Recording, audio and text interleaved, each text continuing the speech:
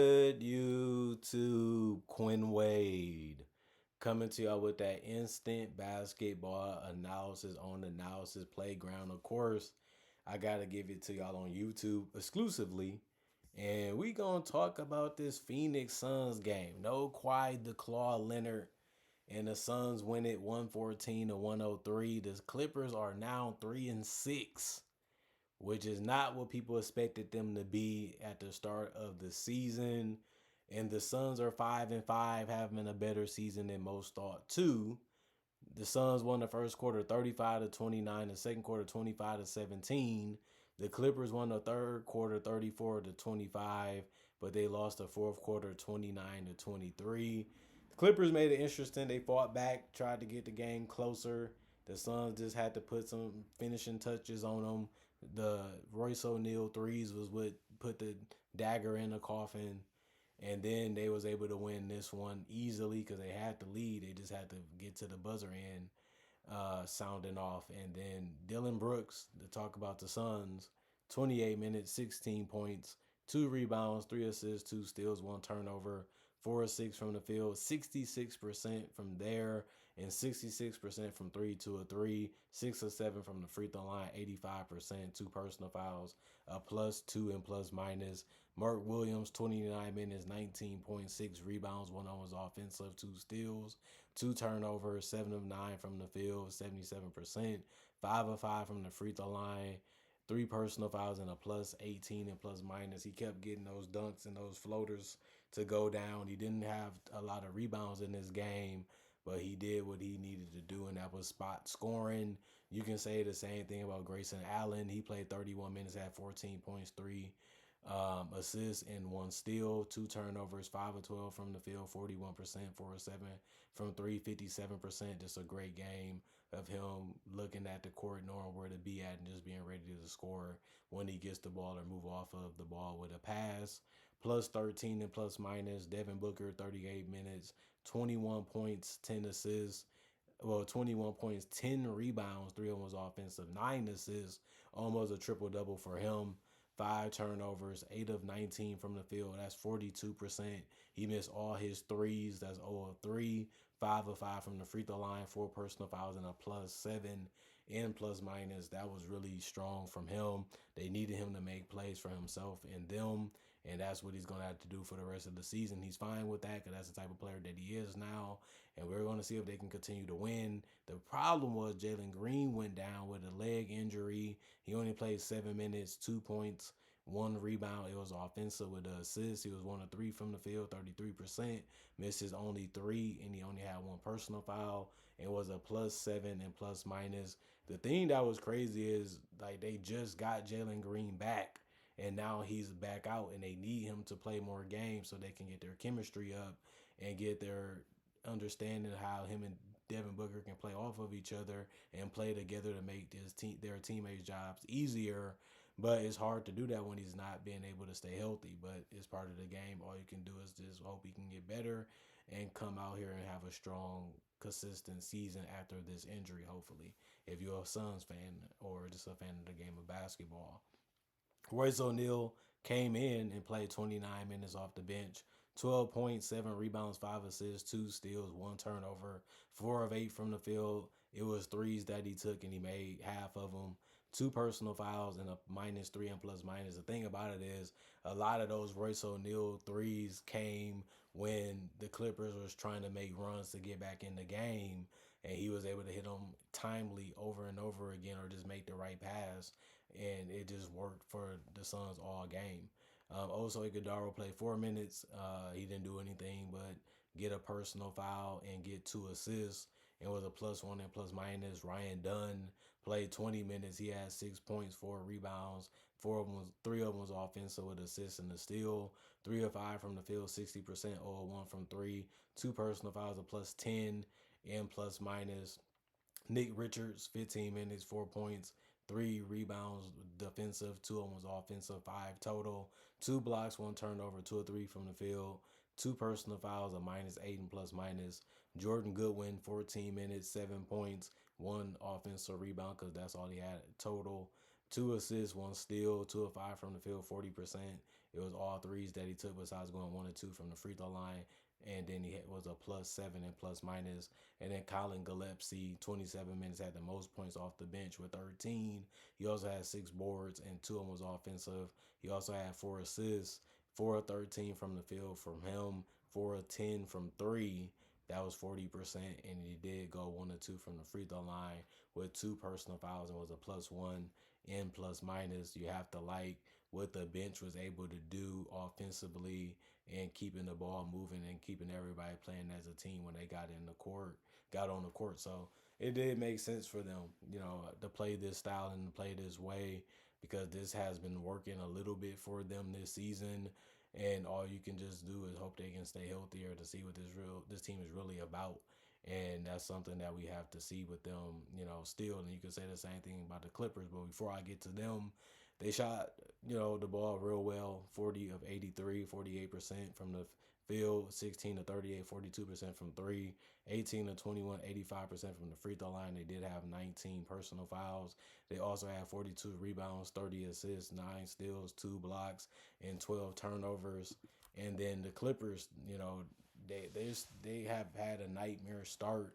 Derrick Jones Jr. was one of the 2 guys that didn't get in double figures in the starting lineup. He finished with 27 minutes played, 1 assist, 2 of 7 from the field, 28%, 0 of 4 from three, 3 of 5 from the free throw line. He was a -10 in plus minus. He didn't have a lot of good looks, didn't have, when he was trying to drive, but he had some open threes that he just couldn't get to go down for him.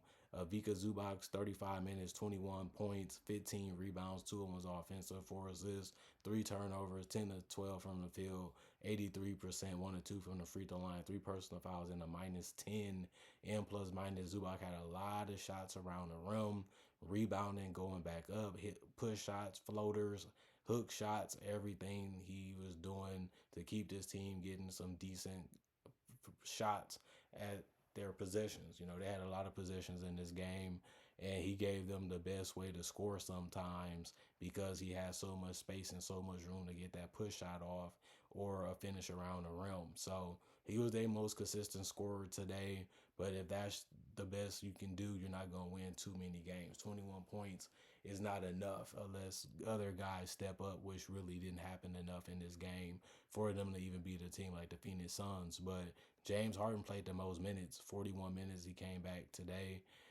13 points, 13 assists, a double-double, 3 turnovers, 4 of 15 from the field, 26%.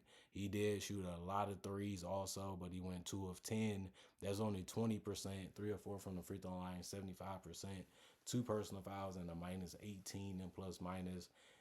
Bradley Beal, 20 minutes, 12 points, 3 assists, 1 steal, 1 turnover, 4 of 9 from the field, 44%, 2 of 4 from three, 50%, 2 of 2 from the free throw line, 1 personal foul, and a +4 and plus minus. Chris Dunn, 33 minutes, 6 points, 1 rebound.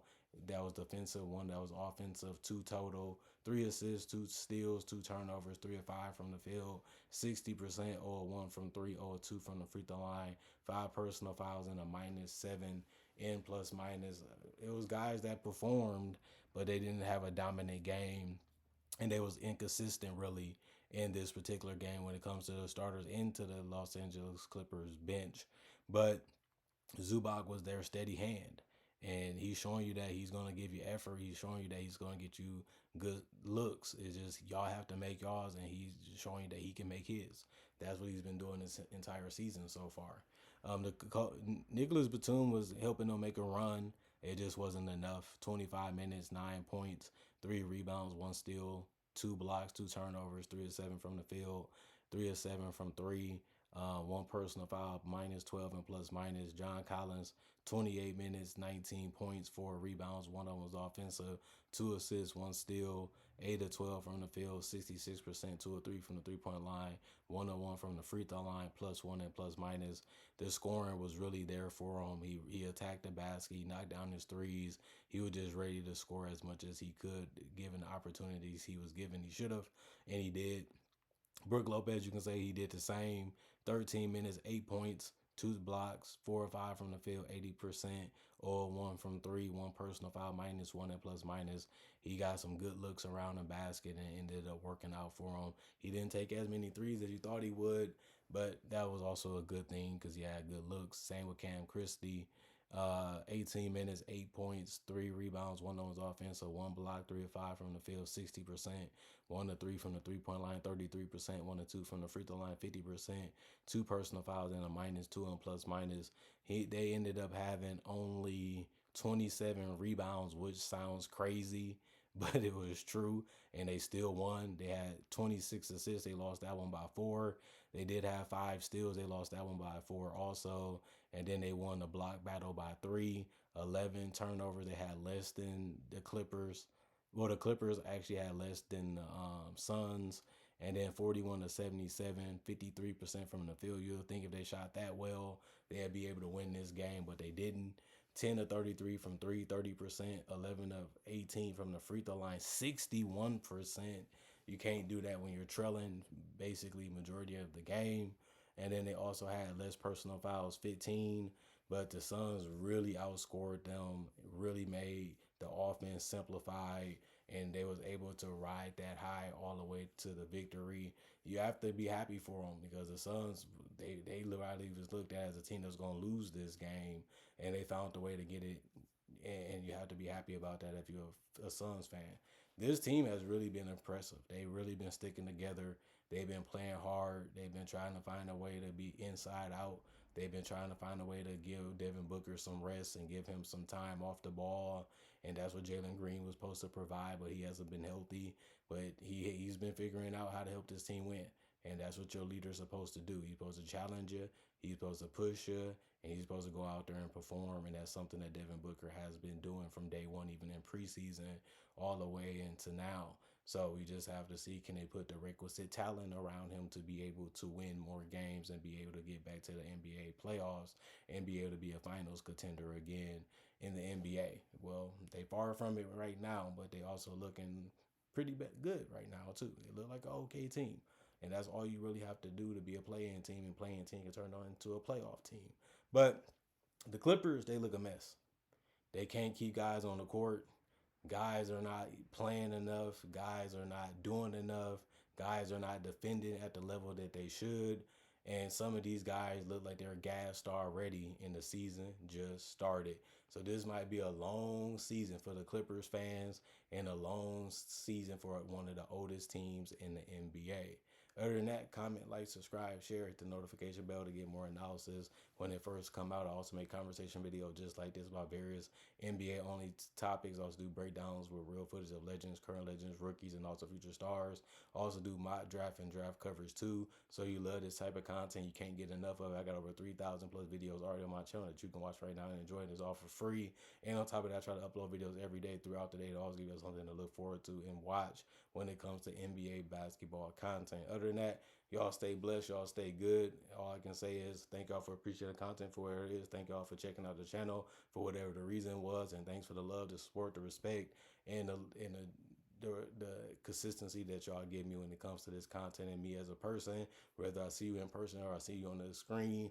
I love y'all. Thank y'all for checking out the channel. Thank y'all for supporting me. And I'll be back with more analysis later today.